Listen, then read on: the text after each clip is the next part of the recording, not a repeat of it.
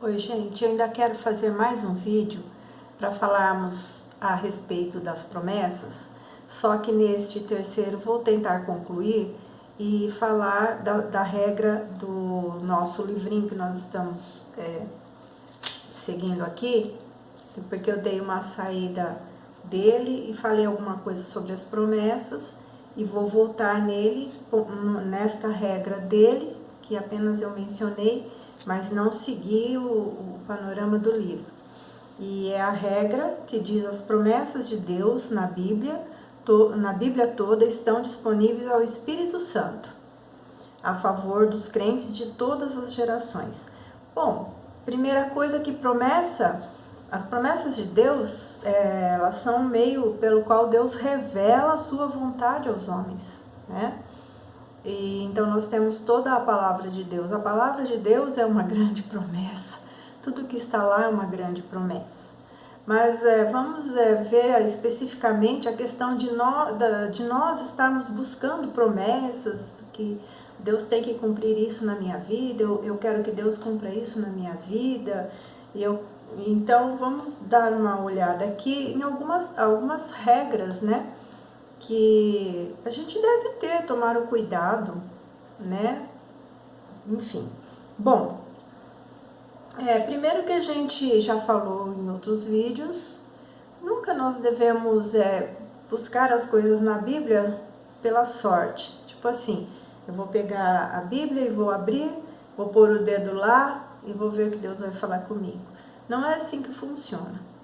Deus é um Deus de relacionamento, né? Deus é um Deus em que Ele se relaciona conosco, Ele fala, nós também falamos, Ele nos dá liberdade para falar, assim como Ele já deixou a sua palavra, é aquilo que Ele deixou para nós, aquilo que Ele requer de nós, aquilo que Ele espera de nós, né? Então nós temos que conhecer o que Ele quer de nós, e nós temos que ter esse relacionamento baseado numa troca, né? Não é só Ele é Deus, Ele tem a obrigação de dar tudo o que eu quero. Eu o amo, e eu creio nele, e eu tenho fé, e eu busco a sua vontade. Então, a gente primeiro, antes de procurar as promessas, nós temos que buscar de Deus a sua vontade. O que é a vontade dele para a minha vida? E eu acho que muitas vezes nós buscamos promessas e, na verdade, muitas coisas não são vontade de Deus para a nossa vida. E a gente, às vezes, né, fica esperando e muitas vezes se frustra porque acha que Deus não ouviu, que Deus abandonou, que Deus é mau, e se frustra com Deus. Mas Deus é soberano e Ele é infalível. E Ele cumpre o que Ele prometeu. Mas será que Ele prometeu tudo para mim? Né? Então vamos dar uma olhada aqui. O problema não é pretender uma promessa em si, mas descobrir a vontade de Deus. Ao reclamar as promessas de Deus, tem a mesma cautela que tem quando procura descobrir a vontade de Deus. O Senhor requer que em tudo hajamos baseados na fé. Então, nós já vimos no outro vídeo que o propósito primário da Bíblia é mudar as nossas vidas.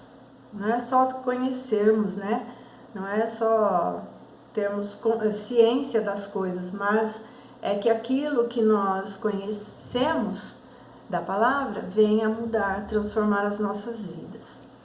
Então, exatamente como é essencial que você interprete apropriadamente a passagem antes de aplicá-la, também é essencial interpretar apropriadamente a promessa antes de reivindicá-la.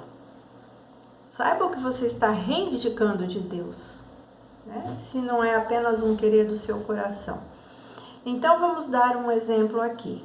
Se você pega aleatoriamente uma passagem e o texto aqui sugeriu Isaías 30, 21, que diz assim: quando te desviares para a direita e quando te desviares para a esquerda, os teus ouvidos ouvirão atrás de ti uma palavra dizendo: este é o caminho, andai por ele. Aí você pede para o Senhor direção e você então se baseia neste texto para dizer que a palavra está dizendo: este é o caminho. Você vai ouvir uma voz atrás de você que vai te dizer: este é o caminho, anda por ele. E você fica achando que Deus sempre vai ter que te mostrar o caminho. Vai por aqui, isso você faz, isso você não faz, isso você pode, isso você não pode. Só que o contexto, uma coisa que a gente está batendo desde o começo, é que nós não podemos pegar a Bíblia e botar o dedo em cima de uma referência e usá-la sem conhecer o contexto dela. Às vezes aquele versículo, ele está ligado no anterior, ou ele está ligado no próximo, ou ele está ligado a todo um capítulo, né? Ou ele está ligado a uma história. Então, é importante que nós venhamos a conhecer o contexto também, né? E qual é o contexto? O versículo anterior, que é o versículo 20, então nós estamos em Isaías, capítulo 30, e esse versículo que eu li é o 21.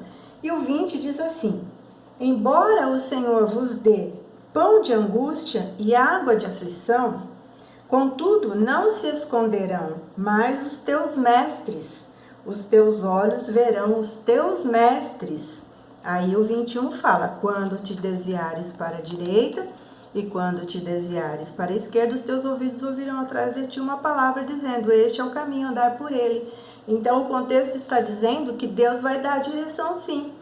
Mesmo que você estiver sofrendo pão de angústia, de aflição, Deus vai suscitar mestres, pessoas que estejam na sua vida para mostrar para você o caminho. Então veja que existe um contexto que Deus vai usar daquela forma. Deus não vai colocar uma vozinha soprando no ouvido de ninguém dizendo: agora você vai por aqui. Não, você decida isso. Nós temos regras, nós temos bases bíblicas para a gente seguir. Então, este é um exemplo, tá?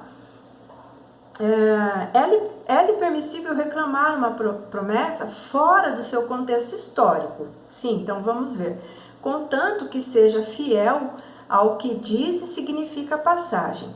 Então, vamos dar um exemplo, né? Vamos, por exemplo, você está cercado por circunstâncias adversas e sofre uma acusação, por exemplo, né? Aí você ora pedindo a Deus que te oriente e induz, e aí você se apoia no texto que está lá em Êxodo 14, que diz assim: o Senhor pelejará por vós e vós vos calareis.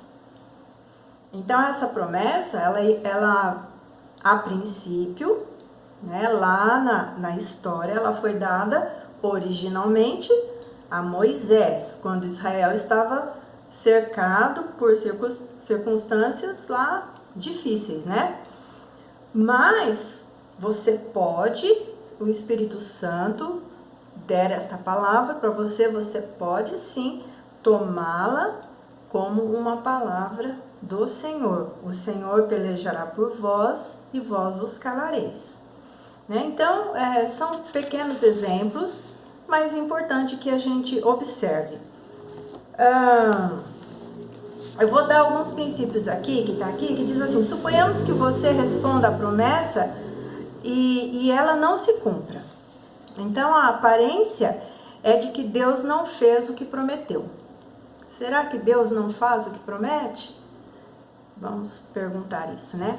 A que conclusões pode chegar? Então, aqui o livro sugere 3 possibilidades, tá? Eu vou dar a primeira. Deus te deixou na mão. Então, ele não conseguiu fazer a parte dele no trato, né? Ele falou, mas ele não conseguiu cumprir. E aí, você chega à conclusão: não é digno de confiança, não merece a minha fé. E a pessoa pode chegar a essa conclusão porque Deus não fez aquilo que ela achou que Deus tinha prometido para ela, tá? Embora coloquemos Deus o deixou na mão, né, uma frase, né, Deus deixou na mão, como uma possível conclusão, na verdade uma impossibilidade. É uma impossibilidade porque Deus promete que nunca falhará conosco. Então, nós temos que verificar quem falhou. Deus não falha.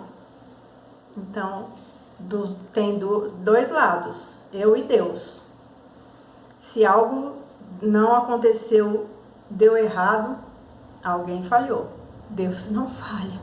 Então, nós temos que analisar isso aí, né? No que eu me apoiei, no que eu esperei, como eu esperei, e vamos analisar.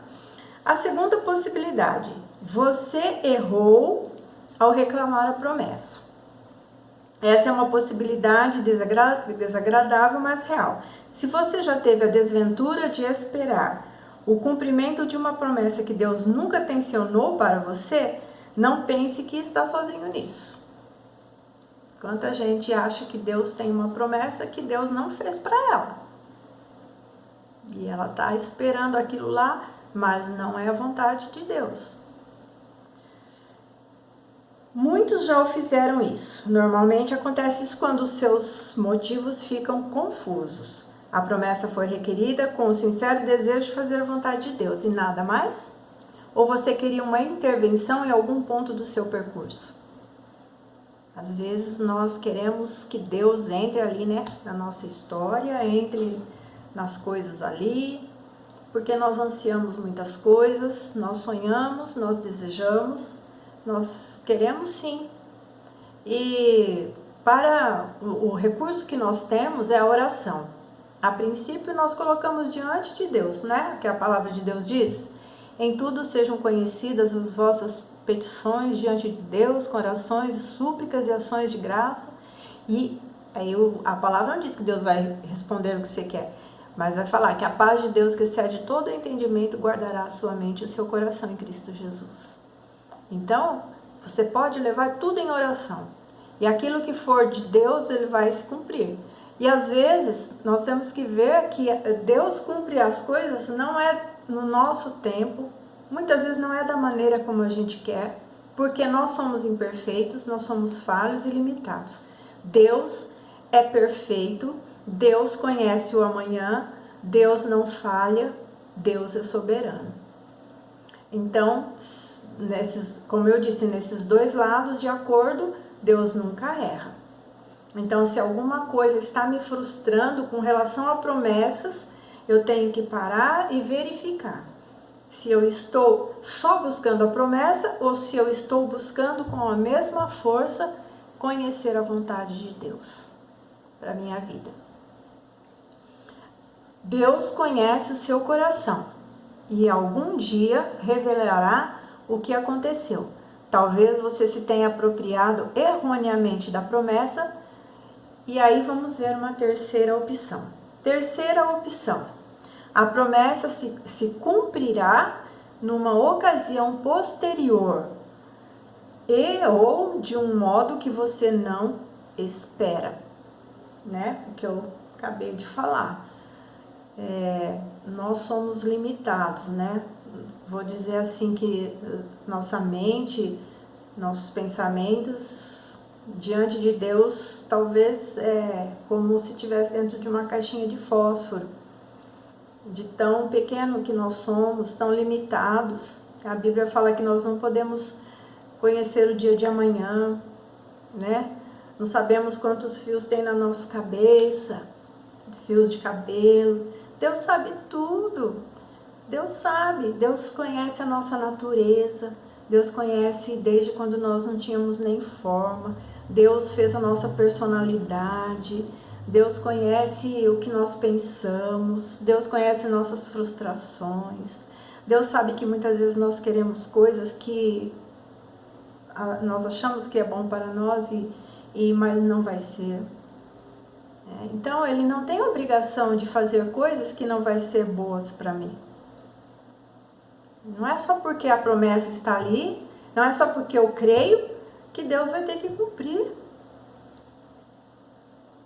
Vamos pensar nisso. Então, vamos ver nessa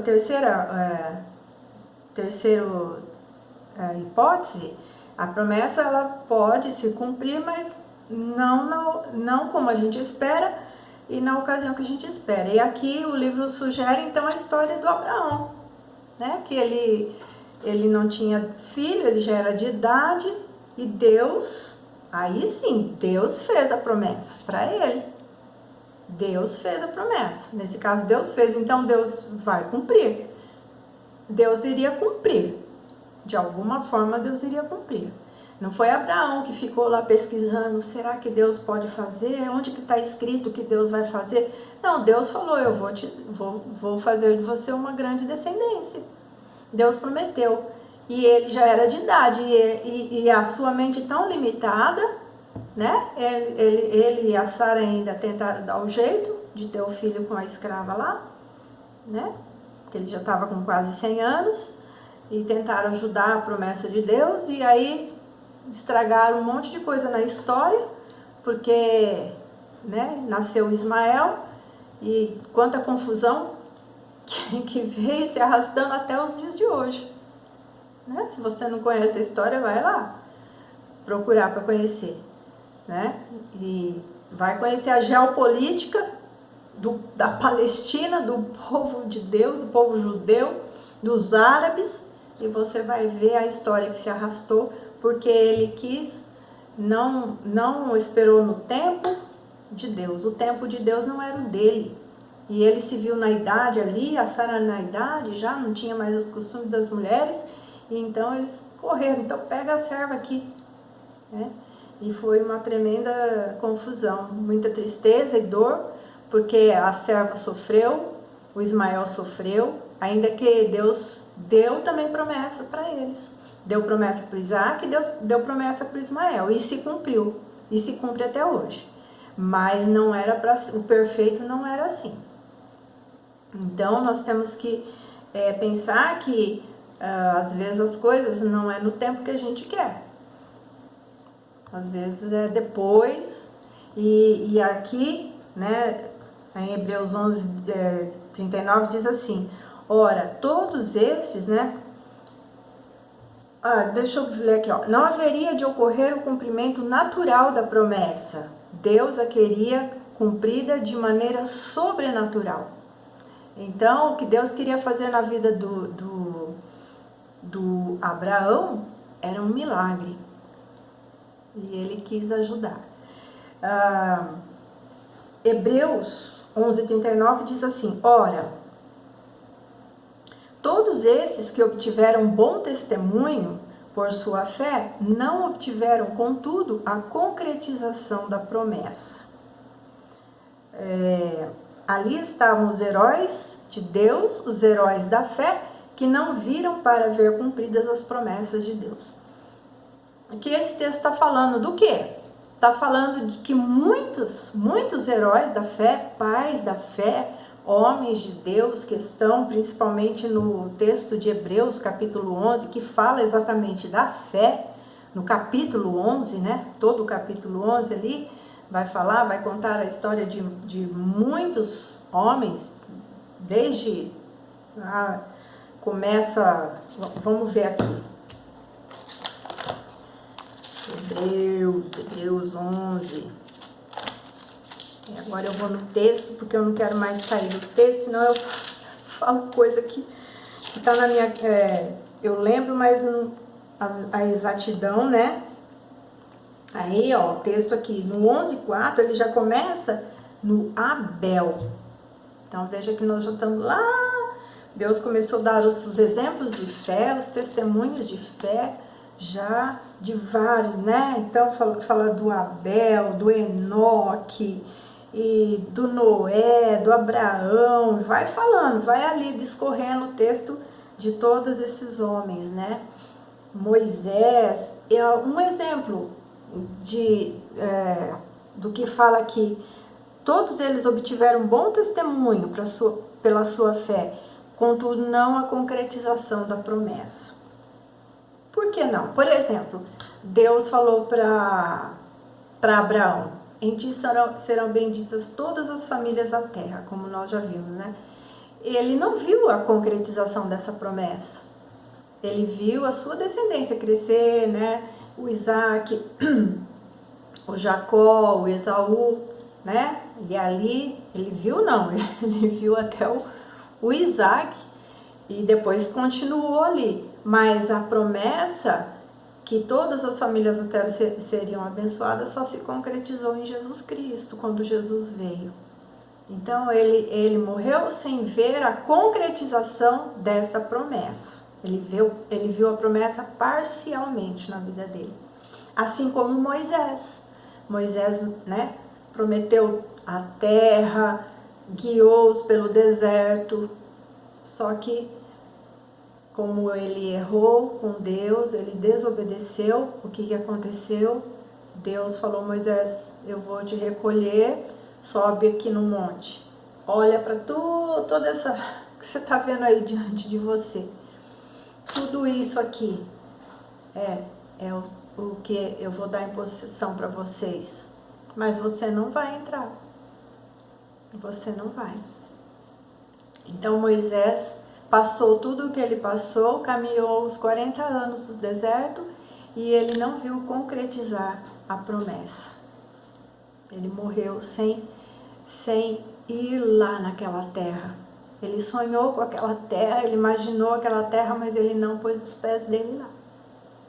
Ele ficou do lado de cá, né? Vamos ver. Deus não falhou com você.